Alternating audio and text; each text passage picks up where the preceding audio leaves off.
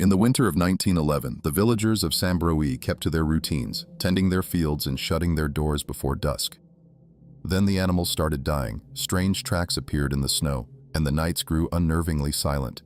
One howl from the ridge was enough to tell them something new was hunting in their valley. They were not prepared for what stepped out of the dark.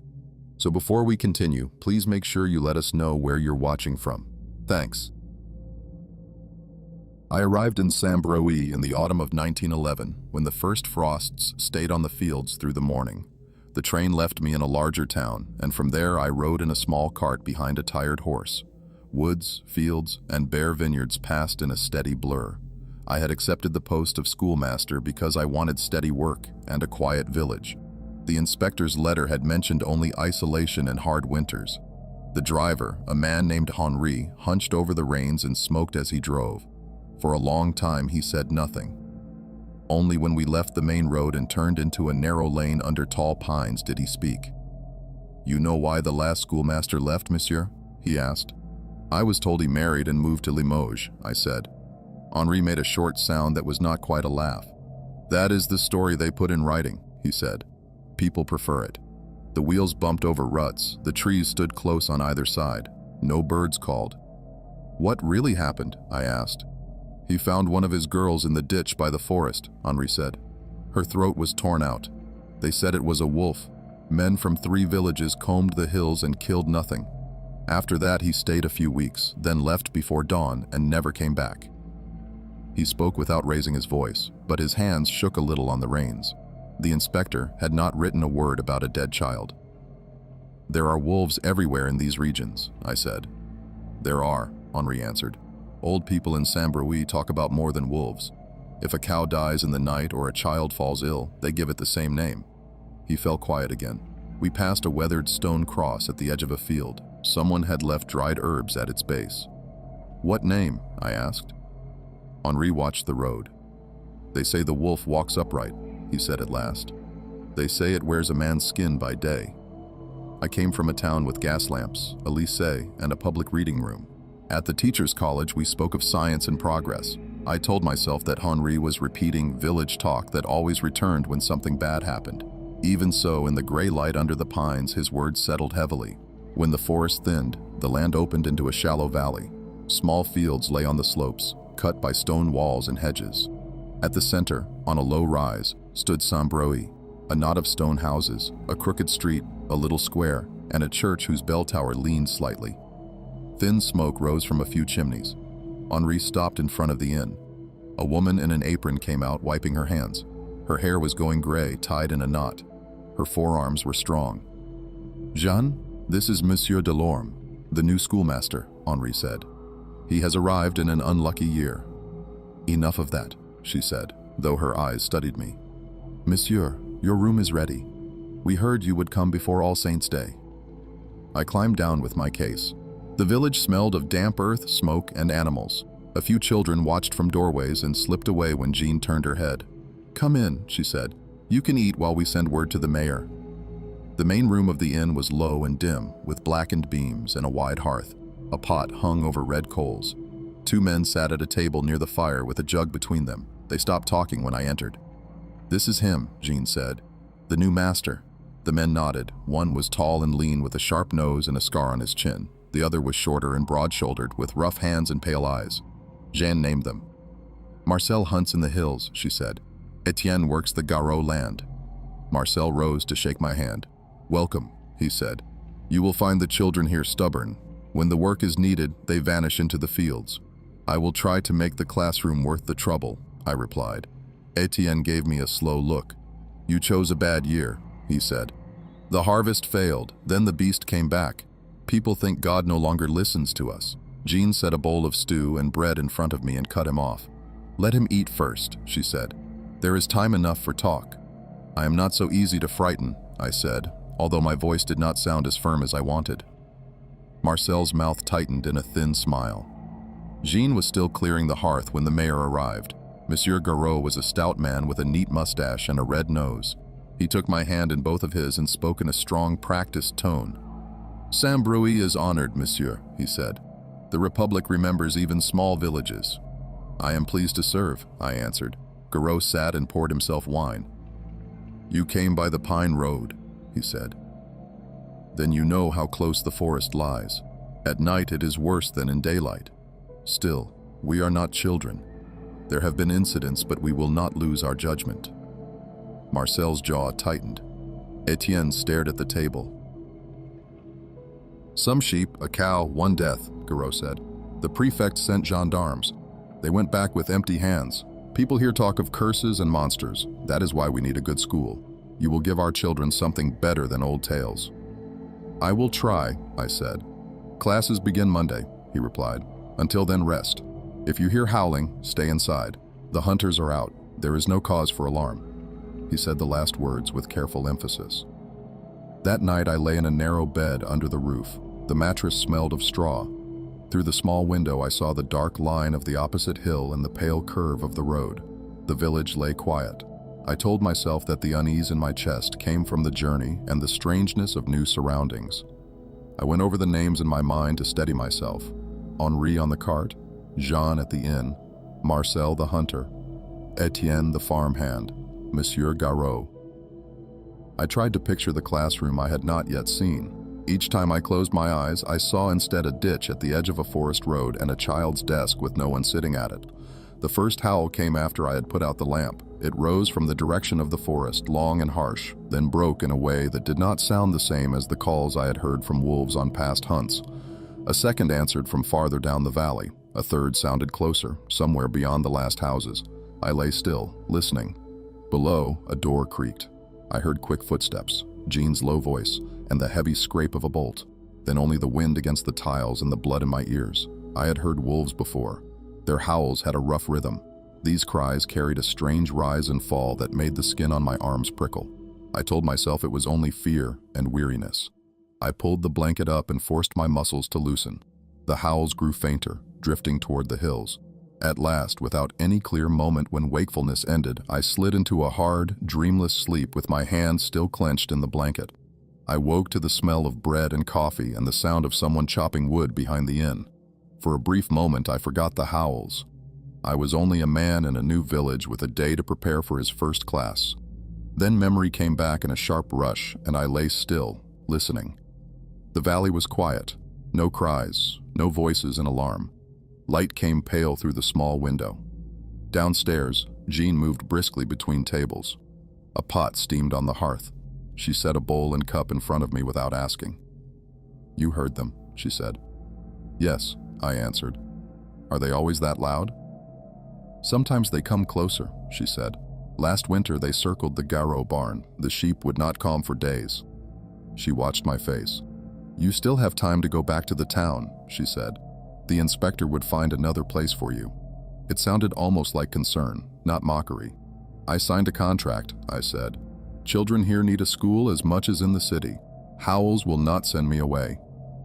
She wiped her hands on her apron. "Words are easy in daylight," she said. "Wait until the first snow." After breakfast, I followed the main street uphill toward the school. The houses were close together near the inn, then spread apart. Chickens scratched in yards. A woman hung linen on a line, glancing often at the forest. Two boys rolled a hoop and stopped to stare at me. When I nodded, they ducked their heads and ran off. The school stood on a slight rise at the far end of the village, near the open fields. It was a plain stone building with two narrow windows and a small bell over the door. Behind it sat a teacher's house, low and square, with a fenced garden. Both needed paint. Still, when I stepped inside the empty classroom, I felt a small lift of satisfaction. There were 3 rows of benches, a blackboard, and a map of France with the new departments marked in neat lines. Dust lay thick on the desks. Chalk shards rested in a metal tray. The last schoolmaster had left in haste. A book lay open on the front table, its pages curled. I opened windows, swept, and aired the room. As I wiped the blackboard, I pictured the faces that would sit in front of me. The villages I had known as a boy had been noisy, full of shouts and quarrels. Here, even in daylight, there was a restraint I could not name. Near midday, a knock sounded on the doorframe. Marcel leaned there, his cap in his hand. "Garot wants you at the church," he said. "The council meets before the feast day. They want you to hear what they will tell the people." "I thought a schoolmaster answered to the inspector, not the mayor," I said. "In the books, yes," he replied. Out here, you answer to whoever can send you meat in winter, or leave you only potatoes. He said it without hostility, just as a fact. We walked together down the street toward the square. A bell clanged once, twice, then stopped. Clouds had thickened. The forest on the distant slope looked darker. A few villagers moved quickly about their tasks, eyes lowered. At the church door, Etienne stood with his cap crushed in his hands, speaking to an older woman wrapped in a thick shawl. Her back was bent, but her eyes were sharp. She broke off when she saw me. "This is Madame Fournier," Marcel said quietly. "She remembers every bad year for 60 years back. When she speaks, people listen." Madame Fournier took my measure with a steady look. "You are the new master," she said. "You think letters and numbers can drive away what walks out there." "I think fear grows in ignorance," I said. "If children learn to think, they may not see monsters everywhere." "Not everywhere," she said. "Only where they are. Be careful you do not teach them to doubt what can kill them." She turned and went into the church without another word. Inside, the air smelled of wax and damp stone. Light entered through small windows set high. The painted saints on the walls were faded. At the front, near the altar, stood Garot, the priest, and two older men I had not yet met. They broke off their low conversation when we approached. "Ah, monsieur," Garot said. "We meet to agree on how we speak of recent events, especially before the feast. Panic helps no one. You understand?" The priest, Father Laurent, was thin, with hollow cheeks and serious eyes. His cassock hung loosely on his frame. "People come to me with their fears," he said. "They speak of curses, of bargains with things in the dark. I tell them God does not abandon his flock, yet each new death makes it harder." "How many deaths?" I asked. There was a brief silence. "One man in summer," said one of the elders, a cooper named Simon, "found in the marsh with his chest open. Then the girl by the road, as you have heard, and animals, too many to count." "Wolves attack livestock," I said. "That is not new." "These wounds are not like bites," Marcel said quietly.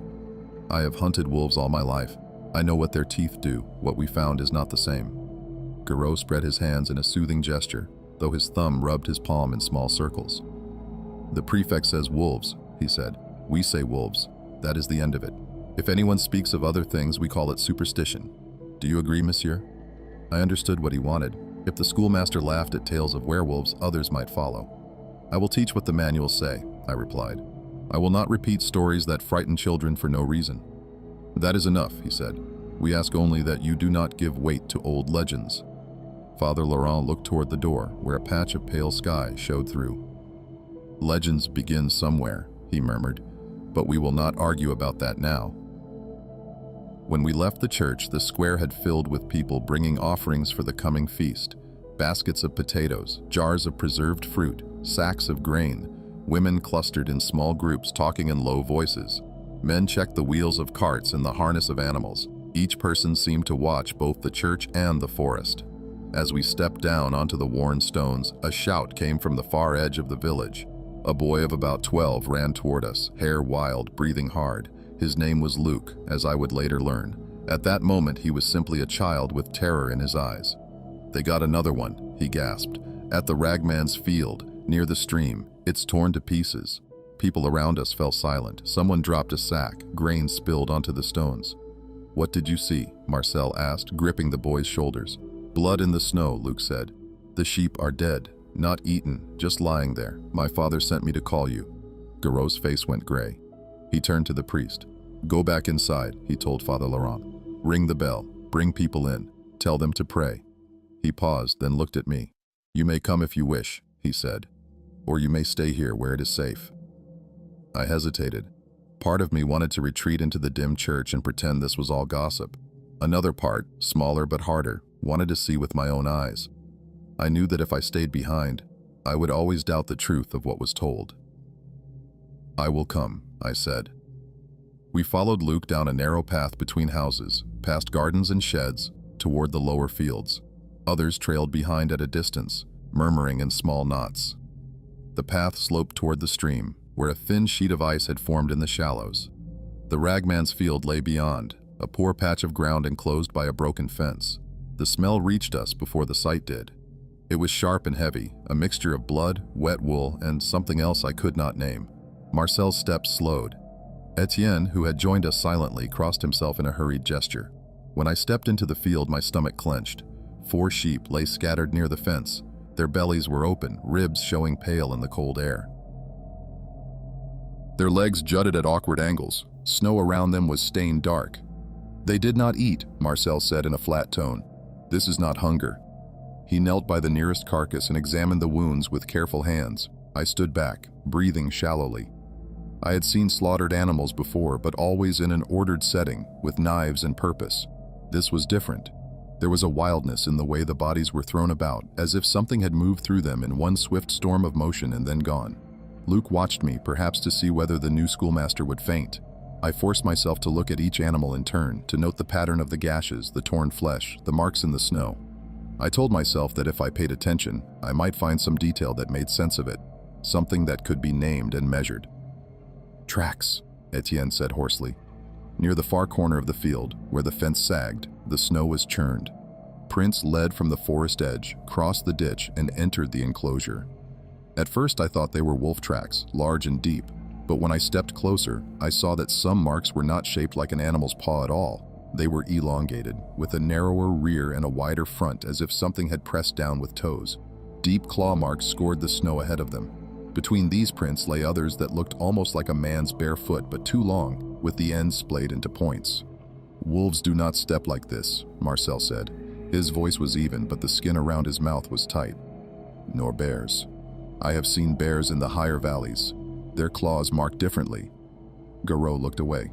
"You see what fear does," he said sharply.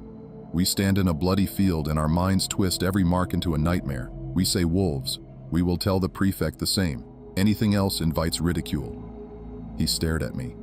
"You agree, monsieur?" he said. Behind him, Luke's eyes were fixed on my face. Etienne's jaw clenched. Jean, who had followed at a distance and now stood by the fence, waited without speaking. The choice they were asking for became clear to me then. If I echoed Garot, I would stand with the part of the village that wanted to hold on to order. If I sided with the hunters and the old woman with her sharp gaze, I would give weight to the terror already spreading among them. "I have never seen tracks like these," I said slowly. "I also know that fear can trick the eyes. What I can say is that calling it a wolf does not change what killed these sheep." It was not the answer anyone wanted. For a moment, nobody spoke. The only sound was the weak rush of the stream and the faint clatter of the church bell beginning to ring in the distance. Marcel rose from the carcass and wiped his hands on the snow.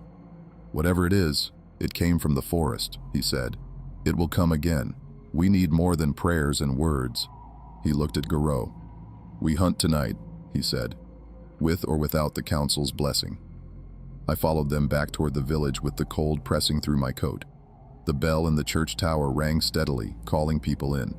The sound drifted down the slope and over the fields. It should have felt reassuring, but the steady toll only tightened the unease in my stomach. Marcel walked ahead, eyes on the tree line as if expecting movement. Etienne stayed close to him, shoulders rigid. Luke lingered near me, still breathing hard, as though afraid that if he let distance grow between us, whatever had crossed the field would return. When we reached the first houses, people stepped out to question us. Faces lined with worry searched our expressions. Garot pushed through them and raised his voice. "It was wolves," he said. "Nothing more. Those who wish to pray should go to the church. Hunters will keep watch tonight." Several nodded quickly, eager for any explanation that allowed them to return to their routines. Others exchanged looks filled with doubt.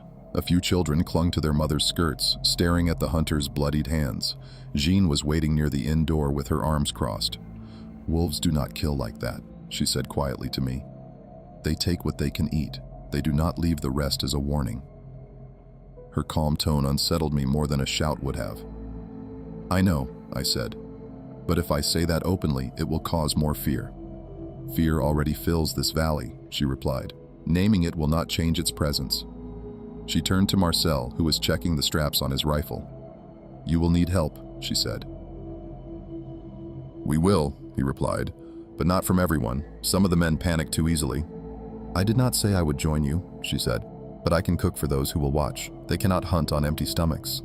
Her matter-of-fact tone steadied the men around her. Marcel nodded in gratitude. By late afternoon, the sky darkened enough to make people hurry through their tasks. Smoke rose from chimneys and shutters closed early. I spent several hours arranging the classroom, writing Monday's lesson on the board, and placing the children's copybooks in careful stacks. When my work was done, I lingered at the window. Snow fell softly in uneven flurries, melting as it touched the ground. I thought of the tracks in the field. I had tried to put them out of my mind, but every time I closed my eyes, the shape of them returned. I searched for some rational explanation. A large dog? A wounded animal with a strange gait? A trick of thawing snow? Each possibility fell apart when I remembered their size and spacing. At dusk, Jean called me down for supper. The inn's common room was lit by 2 oil lamps and the glow of the hearth. A pot of stew simmered slowly. 3 hunters I had not met before sat quietly with bowls in front of them, their boots muddy from the hills. All had rifles beside their chairs. Marcel entered last, bringing a gust of cold air with him. "We set traps near the lower ridge," he said. "If anything crosses tonight, we will hear it." "Are these men all you have?" I asked. 4 others watch the upper road," he said. "The rest are either too old or refuse to go out after dark." He pulled up a chair and loaded his bowl. "You could stay here," he said to me. "No one will think less of you." I thought of my narrow bed upstairs. I pictured lying there listening to the howls grow closer. The thought sickened me. "I will come," I said. Marcel studied me for a moment. "You do not need a rifle," he said. "Stay behind us. If we tell you to run, you run." I agreed. After supper, the hunters prepared to leave. Each checked his weapon, pack, and lantern. Jean handed them small cloth bundles with bread and dried meat. "For strength," she said. "Do not waste it." The men thanked her. Even in their grim mood, they understood that she cared for every life in the village. Outside, the night had fully settled. A thin frost crackled under our boots. The moon had not yet risen, leaving the valley in darkness broken only by our lanterns. We walked past the last houses and down toward the lower fields. The silence was almost complete, broken only by our breathing and the soft clink of metal against cloth. At the edge of the field, Marcel lifted his lantern and examined the snow. "No new tracks," he murmured. "Good." He pointed to a flat rock where I could sit if I grew tired. "You stay behind this line of stones," he said. "We will circle the perimeter. If anything moves, stay low and do not shout." The men spread out. Their lanterns formed a loose arc around the field. The stream nearby murmured faintly. For a long while, nothing happened. My mind wandered in nervous loops. I counted my breaths. I listened to the crunch of the hunters' boots as they patrolled. The cold pressed into my hands until the skin stiffened. I shifted to keep blood moving. A distant howl broke the stillness. It came from the forest, faint but unmistakable. It rose quickly, held, then dropped in a broken pattern that made the hair on my neck lift. Marcel stopped moving. The light of his lantern swung slowly. "That is the same voice as last night," he said. "It is calling something." Another howl answered from farther down the valley. This one was shorter, sharper. It did not sound like any wolf I had heard. The men tensed. One of the younger hunters, a man named Julien, moved closer to Marcel. "Should we fire as a warning?" he whispered. "No," Marcel said. "If we scare it now, it will return where we cannot see." The howls died away. The stillness that followed felt heavier than the sound. Time passed without movement. I began to think the night would end with only fear and no discovery. Yet a part of me knew that the silence itself carried a warning. I must have lost track of the hour. The lanterns flickered low. Frost thickened on the grass. I shifted my weight again and again to keep warm. Then a soft crack sounded near the stream. Every head turned. Marcel raised his lantern. Its light reached only a short distance, leaving the trees in shadow. "Something is down there," he said quietly. Etienne crouched beside him, rifle raised. Another crack came, this time closer, a branch being pushed aside, a footstep heavier than a fox or wolf. Without speaking, Marcel moved toward the stream, the other men forming a slow semicircle. He held his lantern high. The light slid over reeds, the thin crust of ice, and the pale trunks of trees. Nothing moved. "Do you smell it?" Julien whispered. At first I did not. Then it reached me, a sharp, thick scent of wet fur, blood, and something older I could not name. It coated the back of my throat. Marcel gestured for the men to spread farther. I stayed behind them, my heart pounding against my ribs. The rustling came again. "Hold," Marcel said. The reeds parted. A shape stepped into the lantern glow. At first I could not understand what I saw. Its height was wrong, its posture wrong, its outline shifting between what my mind knew and what it refused to accept. Coarse fur covered its limbs. Its shoulders were narrow but rising high. The head was long. The jaw hung open with breath that steamed into the cold. Its eyes reflected the lantern light in a pale, fixed glare. It did not move like a wolf or man. Its steps pushed the ground in heavy, deliberate motions. Julien made a strangled sound. The creature lifted its head and looked directly at him. Then it let out a single bark-like sound that hit me like a physical blow. "Stand firm," Marcel said, voice low but steady. The creature shifted its weight as if measuring us. My breath caught. Then it took a step forward. The creature's forward step pushed the reeds aside with a slow, deliberate movement. Its chest rose and fell with steady breaths. Its gaze moved from Julien to Marcel, then to the rest of us. Every part of its posture suggested control, not confusion or panic. Marcel raised his rifle but did not fire. "Do not shoot unless it charges," he said. His voice stayed calm, but I saw tension in his jaw. The other hunters tightened their grips on their weapons. Julien's hands shook so badly that the barrel of his rifle tapped against a stone. The creature stood fully clear of the reeds now. The lantern light revealed the thickness of its limbs, the roughness of its fur, and the way one of its forearms hung slightly lower, as though it carried more weight on that side. Its breath came in heavy bursts that sent small plumes into the cold air. It stared at us without fear. I felt my legs weaken. I tried to steady myself by focusing on details, the way its fingers ended in long points, the dark patches of dried blood on its lower jaw, the uneven shape of its ears. Each detail only increased my dread. Etienne took a slow step back, careful not to make noise. His gaze stayed trained on the creature. "We cannot outrun it," he whispered. "I know," Marcel said. The creature tilted its head. The movement was slow and deliberate, as though it were studying us with the same attention we gave it.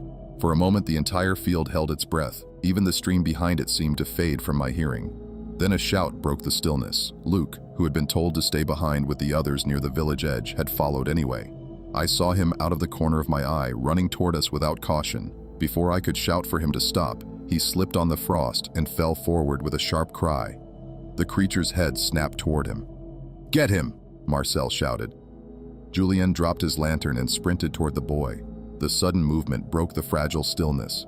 The creature growled. The sound vibrated through the ground. Julien grabbed Luke by the arm and pulled him up, but the creature began to move toward them with measured steps that grew faster with each stride. "Back!" Marcel yelled. "Back to the stones!" He fired a shot into the air, not at the creature but high above it. The blast echoed down the valley. The creature halted. Its chest heaved with focused breaths. It looked from Marcel to the boy, and then let out a short, harsh sound that did not resemble any animal call I knew. Julien reached us with Luke in tow. The boy clung to him, trembling violently. The creature took another half step, then stopped again. Its body tensed in a way that made every muscle visible under its coarse fur. Marcel kept his rifle trained on it. "We break for the village," he said without turning his head. "Do not run unless I tell you to." No one argued. We began to move, slow steps, no sudden actions. The creature followed. Its strides matched our pace, always staying just beyond lantern range. Each time we slowed, it slowed. Each time we paused, it paused. The sound of its steps pressed into my bones, heavy, intentional, measured. It was hurting us. When the first roofs came into view, a bell rang again from the church tower. The sound stretched through the air in long, uneven strokes. Lights flickered behind shutters. Shadows moved inside. The creature stopped at the last field before the village. It watched us walk the final stretch. Then, with a sudden turn, it slipped back toward the forest. Its retreat was silent enough that I strained to hear even a branch crack. Nothing came. Only when it disappeared into the dark did my breath escape in a rush. Luke sobbed quietly in Julien's arms. Marcel lowered his rifle. "We cannot stay out here again," he said. "It is not afraid of us." Etienne wiped his mouth with the back of his hand. "It followed our steps like it already knew them," he said. Jean met us at the inn door. She saw Luke's face and pulled him into her arms without a word. Her expression was tight with worry but not surprise. "You saw it," she said. Marcel nodded. "We saw enough," he answered. Inside, the hunters gathered around the hearth. No one wanted food. No one wanted drink. Their silence carried more weight than any outburst would have. Julien stared at the floor. "It looked at me," he said quietly. "It knew I was the one who moved first." "You are alive," Jean said. "That is what matters." I sat with my back against the wall, hands still trembling. My mind replayed the creature's measured steps, its steady gaze, the way it had mirrored our movements without effort. "It let us go," I said. Marcel shook his head. "It did not let us go," he said.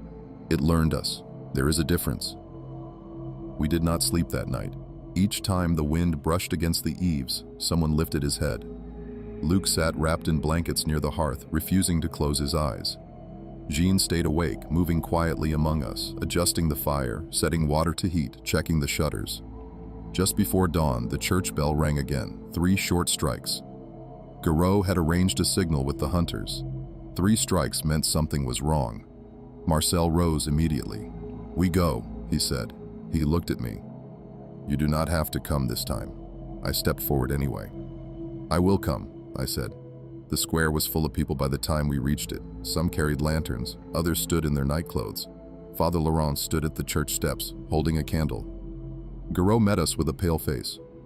"It took a man," he said. "Old Bertrand, behind his barn." A murmur spread through the crowd. "Show us," Marcel said. Garot led the way down a narrow lane to the edge of the village.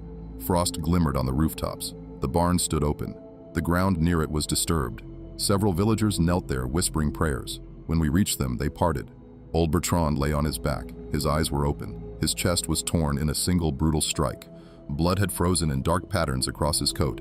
His hand still gripped a lantern. The glass was cracked as though something had struck it hard. Tracks surrounded him. The same prints from the field. Only this time they led deeper into the village before turning back toward the forest. Marcel crouched over the body. "It is hunting closer," he said. "It is watching how we move." Garot trembled. "What do we tell the people?" he whispered. Marcel stood, his face set. "The truth," he said, "because anything else will kill us faster." He looked toward the forest. "We hunt again tonight. But next time, it will not watch. It will come for us." The villagers stared at him, waiting. "Whatever this is," he said, "it will not stop, not until we end it." The crowd around Bertrand's body grew thicker as more villagers pushed forward, drawn by the sound of whispered prayers and the grim stillness of the hunters. No one dared to speak above a murmur. Even the children sensed the weight of what lay in the frost. I tried to read the expressions on the faces around me: fear, anger, disbelief, but most of all, resignation. They already understood that the boundaries they relied on, the fields, the fences, the night watch, no longer protected them. Marcel pulled a blanket from a nearby cart and covered Bertrand from the neck down. He rested one hand on the old man's shoulder for a brief moment, bowed his head, then stood. "We cannot leave him here," he said. "Take him to the church. The priest will prepare him." Villagers stepped forward without being asked. 2 men lifted the body with slow care and carried him toward the square. People parted as they passed. Some crossed themselves, others whispered the man's name. Behind them, a woman I did not know sobbed softly, clutching her shawl to her face. "Who found him?" I asked Garot. "His son-in-law," he said. "He heard a sound in the barn. By the time he reached the door, it was too late." "Did he see anything?" "Only movement," he said. "A shape." He said it slipped away before he could even cry out. I looked at the doorway of the barn. Scratches marked the wood, not the kind left by tools or animals. Long, deep, angled with force. My skin tightened. "Tracks go past the well," Etienne said, pointing. "Toward the narrow lane." Marcel knelt near the edge of the frost-dusted road. He traced one of the prints with his glove, studying the depth and angle. "It was not running when it left," he said. "Its steps are too steady. It walked through the village as though it knew no one could stop it." Jean approached then, wrapped in her thick winter coat. Her eyes went to the covered body, then to the hunters' faces. "It will not stop there," she said. "It has taken animals. It has taken a child. Now it has taken a man near his own door. You cannot expect it to give us another night to prepare." "We are not expecting anything from it," Marcel said. But we will be ready." "How?" she asked. "We hunt before sundown," he said. "All of us, not just a few." Gasps and murmurs rose from the crowd. "You cannot ask the whole village to go into the forest," Garo said. "They are farmers and craftsmen, not soldiers." "Then we stay here and watch it take us one by one," Marcel replied. "You saw the prince. It walked the length of the lane. It could have tried doors. It could have taken whomever it wanted." His words struck the crowd like cold water. A tall man near the back stepped forward. His cheeks were hollow, and he wore an old hunting coat mended in several places. "I will go," he said. "If we stay in bed while others fight, we are no better than prey." Another man followed, then a third. Soon others nodded in agreement.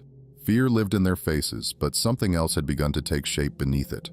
Resolve, faint, but growing. Garo looked overwhelmed. He had never intended to lead men into a forest with rifles and lanterns. He looked at the priest for support. Father Laurent stepped forward, his hands clasped. "If you do this," he said, "you must remain clear in your purpose.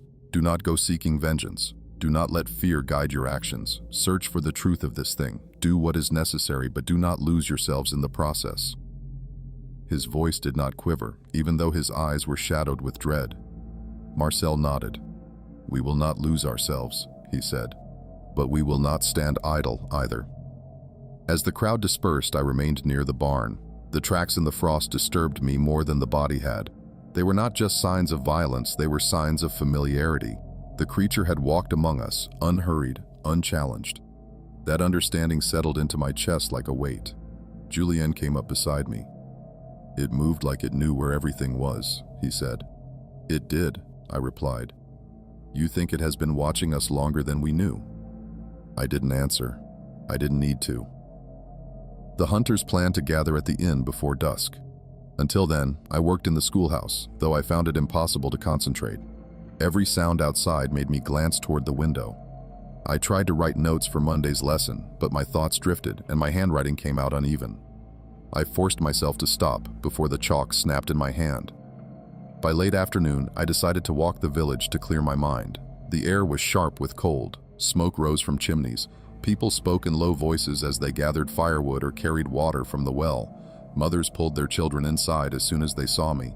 Even the animals seemed restless. Dogs barked intermittently, and the few horses stamped their hooves as though unsettled by some scent I could not detect. When I passed the Garo house, the mayor stepped out, tightening his coat. His face was strained. "You prepare to hunt," he said. "I can see it in your eyes. Whatever I said before, I cannot stop you now."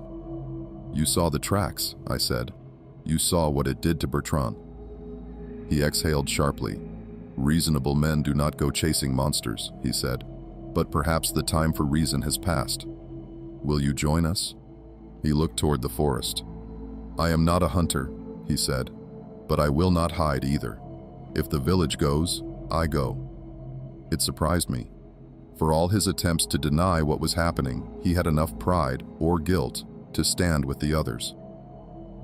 We walked together back to the square in silence. By sundown, 20 men had gathered at the inn. They carried rifles, axes, pitchforks, and lanterns. Their breath clouded in the cold air. Jean stepped out with baskets of bread and cheese. "Eat now," she said. "You will need strength." No one argued. Marcel addressed the group. "We follow the tracks into the forest," he said. "We stay together. No one breaks from the group. No one fires unless the shot is clear. If it circles us, we tighten formation. If it flees, we do not chase blindly." "You think it will wait for us?" someone asked. "No," Marcel said, "but it will watch. It will always watch." I stood among the men, my heart pounding. I did not belong there. I knew that, but I could not step back. If I left now, shame would follow me long after this night. When we moved out, lanterns formed a wavering line along the path. Snow crunched under our boots. The forest grew darker with each step, swallowing our light little by little. By the time we reached the first ridge, the moon had risen, casting pale illumination across the treetops. The cold deepened. The air smelled of pine, damp earth, and something metallic. Etienne raised a hand. "Tracks," he said. Marcel crouched and studied them. Fresh, deep, heading into the darkest part of the woods. Julien swallowed hard. "It wants us to follow," he whispered. Marcel stood. "We follow anyway." We pressed deeper. Branches closed over our heads, lanterns flickered against trunks and roots. The silence grew heavier. Every step felt like a step away from safety and closer to something that understood us far too well. Hours passed. The tracks continued. They were never hurried, never frantic. Then Etienne halted again. "Mars," he murmured, using Marcel's childhood nickname. "It has changed direction." Marcel studied the ground. "It is circling."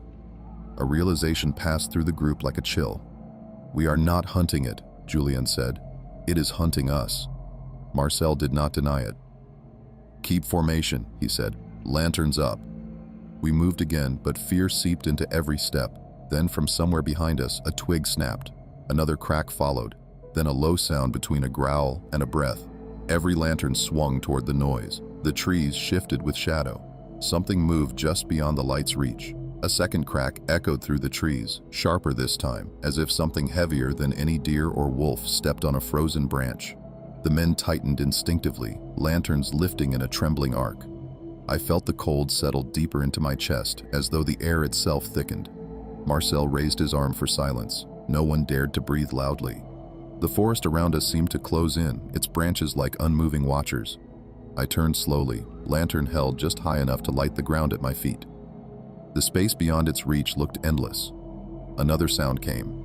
Not a snap this time, more like a slow, steady pressure on snow and leaves, as if something large placed its weight with precision. "It is behind us," Etienne whispered. "It is everywhere," Julien muttered, voice breaking. Marcel shook his head. "No, one set of tracks, one creature." But even he sounded unsure. The lantern light flickered over the trees again, and I thought I saw movement. A brief shift, a darker shape behind a trunk. As I stared, trying to understand whether it was shadow or figure, a low, rough exhale drifted through the air. The creature's breathing. Close. Marcel took 2 steps forward, raising his rifle. "We hold," he said. "Do not break." As soon as he spoke, a thud came from our left. The men turned, rifles lifting. Another thud echoed behind us. The forest erupted in cracking branches. For a frantic moment, I believed we were surrounded by more than one creature, but each sound came in fragmented, deliberate bursts, as if a single thing was testing our direction and reactions. The creature was moving fast. It was circling. Something scraped the bark of a tree near me. I swung my lantern. Deep claw marks scarred the trunk, fresh. The resin still gleamed in the faint light. A shout burst from the back of the group. "It's there!" Everyone spun. A large shape darted between 2 trees, too fast to see clearly, too quiet for its size. The lanterns caught only glimpses. Fur, breath, a curved back disappearing behind a thicket. Julien stumbled backward. "It knows we're scared," he said. "Stay together," Marcel snapped. "Lanterns forward." We shifted into a tighter cluster. Lanterns raised, rifles outward, but the forest became its ally. Every trunk, shadow, and hollow gave it a place to hide. Every step we took seemed to reveal nothing but more emptiness. A distant howl rose, but not the full echoing call from nights prior. This was shorter, deeper, a signal, a declaration. It was close. The howl died. Then came silence more complete than before. "Do not move," Marcel whispered. We froze. Breath clouded the air. Somewhere behind me I heard someone quietly sobbing into his scarf. Garot muttered a prayer under his breath, his voice trembling. Then the forest floor shifted. The creature stepped into the ring of lantern light, its entire shape finally revealed. It stood upright on elongated legs, its shoulders hunched upward, its arms hung low, ending in fingers tipped with curved claws. The fur was matted with dried blood and dirt. Its chest rose and fell in slow breaths. Its face, wolfish but not fully wolf, watched us with an unreadable intensity. The eyes reflected lantern glow in a pale, steady glare. Every man froze. Marcel lifted his rifle slightly.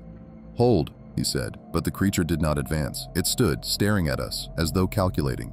Its breaths came louder, filling the space between trees with uneven rhythm. No one dared to breathe loudly. No one dared to whisper. Then the creature stepped forward. Julien panicked first. He fired. The shot tore through the quiet, echoing off every trunk. The creature jerked back, not from the impact of the bullet Julien had missed, but from the sudden, uncontrolled action. The men exploded in noise. Lanterns swung, rifles lifted. The creature reacted instantly. With a growl that tore through the cold, it lunged into the lantern light. Everything broke at once. The men scattered. Some moved back. Others tried to form a line. Julien fell in the snow. Etienne grabbed him and pulled him up. Garot dropped his lantern. It shattered, spreading oil across the ground as the flames struggled. The creature's hand swept out. One of the hunters, Alain, was hit across the chest. He flew backward with a cry, landing in a heap. His lantern rolled and went dark. "Form up!" Marcel yelled, but his voice was drowned by shouts. The creature moved with brutal speed. It leapt toward Marcel. He fired at point-blank range. The shot struck fur, but the creature only staggered before charging again. Marcel dove aside. Its claws slashed into a tree trunk where he had stood an instant before. Another hunter tried to flank it. The creature swiveled and caught him by the arm. I heard a crack. The man screamed. The creature threw him to the ground. The rest of us stumbled backward in a loose ring. Lanterns flickered wildly. Shadows moved too quickly to understand. I held my lantern up, but my hand shook uncontrollably. Each breath felt thin. The creature stood over the injured man, snarling. Then it turned its head. It looked directly at me. A freezing shock went through my body. I could not move. Its gaze held mine as though weighing me, understanding me, deciding something. Then it stepped forward. I stumbled back. I tripped on a root and fell onto the snow. My lantern tilted and nearly slipped from my hand. The creature advanced, closing the distance in long strides. "Hey!" Marcel's shout cut through the panic. He stood behind the creature, rifle raised, breath ragged. The creature pivoted. Marcel fired again. The bullet struck its shoulder. This time the creature roared, a low, deep, furious sound that made my teeth feel as though they were vibrating. It lunged at Marcel. Both disappeared into the dark. "Marcel!" Etienne yelled, running toward the sound. The rest of us followed in staggered fear, lanterns whipping light across the trees. Branches scraped our coats, snow crunched in frantic rhythms. We heard another roar, then the thud of bodies colliding with the ground. When we reached them, both were down. The creature struggled to rise, hit hard by the shot. Marcel lay on the ground, trying to push himself up with his elbow. Blood ran down his temple. His rifle lay several feet away. The creature planted a hand on the ground to stand. Etienne did not hesitate. He raised his axe and swung. The blade struck the creature's neck. A heavy, brutal sound followed. The creature collapsed. Its body hit the ground with enough force to shake loose snow from the branches above. The forest went still. No growls, no movement, only the ragged breathing of terrified men. Etienne stood over the fallen creature, axe still in hand, chest heaving. Julien trembled beside him. Garot sank to his knees. Marcel lay motionless. I crawled to him. "Are you hurt badly?" I asked. He blinked slowly. "I am alive," he said. His voice was thin but steady. I turned. The creature lay still on its side, breathless, its body a mass of fur and shadow in the lantern light pooling around it. One of the hunters stepped closer. "Is it dead?" he asked. Etienne nodded, though his voice shook. "It is dead." Another man crossed himself. Garot looked out at the trees. "No more running," he said. "No more hiding," Etienne replied. We stood over the fallen creature in stiff silence. No one dared to touch it. No one dared to speak loudly. The forest around us felt larger now, as though waiting. The thing that had stalked the valley lay motionless on the ground, but none of us felt victory. For several long moments we stood over the creature's body without speaking. The cold tightened around us, and the forest felt as if it held its breath. Lantern light cast uneven shadows across the fallen form. Its features no longer seemed to shift with movement or threat. The fur lay flat, the limbs hung motionless. The eyes, once bright with terrible focus, were dull in the frost. Marcel tried to sit up again. I reached under his arm and helped him to lean against a tree. His breaths came slow, but he stayed conscious. "You saved me," he said to Etienne. Etienne shook his head. "You bought us time. That was enough." Several men knelt beside the wounded. Alain still breathed, though shallowly. The hunter whose arm had been broken grit his teeth against the pain. Julien bound the man's arm as best he could. No one complained or cried out. They worked with quiet urgency, as if afraid to disturb the silence that had settled over the clearing. Garot approached the body. His lantern trembled in his grip, and the light slid over the creature's limbs. He stared with a conflicted expression, part disbelief, part fear, part something more somber. "It looks like a man," he said quietly. "A man with—" He hesitated and swallowed. "With something else on top of him." "No man has claws like these," Etienne said. Garot did not argue. Instead, he knelt and stared closer, trying to make sense of the dark fur, the elongated limbs, the broad chest. He lifted the edge of the fur at the shoulder with the tip of a branch, careful not to touch it. "There are scars," he said. "Old ones, deep ones." Julien stepped closer. "What does that mean?" It means this thing has lived a long time, Garot said. Too long. A murmur passed through the men. Some stepped back, others leaned in. Each man watched the creature as though waiting for it to rise again. But it did not. When Marcel was steady enough to stand with my help, he nodded toward the body. We take it to the village, he said, so no one can say we imagined this, so no one can deny what hunted us. Etienne hesitated. If the villagers see it, some will fall into panic. And if they don't, Marcel said, we will be chasing shadows for the rest of the winter. People must see what died here. No one disagreed. We bound its limbs with rope cut from packs and placed it on a sled one of the hunters had brought to carry supplies. Even tied down, the creature felt heavy, as though its mass exceeded what its size suggested. I avoided touching it directly. Something about the stillness of its body felt wrong, as though it had weight beyond flesh. The walk back to the village felt longer than our journey into the forest. Lanterns cast faint cones of light across the snow. The wounded leaned on others. Marcel walked slowly, his head lowered but his steps steady. The creature's body slid and thumped lightly with each rise in the terrain. No one looked away from it for long. When the first roofs appeared through the trees, men ahead shouted. Lights flickered behind shuttered windows. The bell tower's silhouette rose above us. As we entered the square, people began to emerge from their homes. At first they looked relieved to see us return. Then they saw what we dragged behind us. Gasps spread across the crowd. Mothers pulled children behind them. Some men stepped forward, faces pale. Jean pushed through the onlookers and halted when she saw the creature. Her hands tightened into fists, though her face held no fear, only a grave acknowledgement. So it is real, she said. It is dead, Etienne replied. Father Laurent came quickly from the church. He carried a lantern and approached the sled with a mixture of caution and duty. Cover it, he said. Children should not see this. Some villagers were already crying into their scarves. Others stared with frozen expressions as though their minds refused to accept the sight. A few men stepped forward, anger rising in them, not toward the dead creature, but toward the fear they had endured for months. Garot raised his hands. We will decide together what must be done. But first, let the hunters rest. They fought for all of us. People stepped aside. The wounded were carried to the inn. Jean guided them inside, barking orders without hesitation. Julien supported the man with the broken arm. I helped Marcel into a chair by the hearth, where he shut his eyes and breathed in slow, measured rhythm. The rest of the village remained in the square. The creature's body lay beneath a heavy cloth, its outline unmistakable even with the covering. After some time, the council called everyone to the church. The building filled quickly. The cold air carried the murmurs of villagers who had not slept and would not sleep soon. Father Laurent stood before us. Whatever it was, he said, it has been stopped. Tonight no one died. Tonight the hunters returned.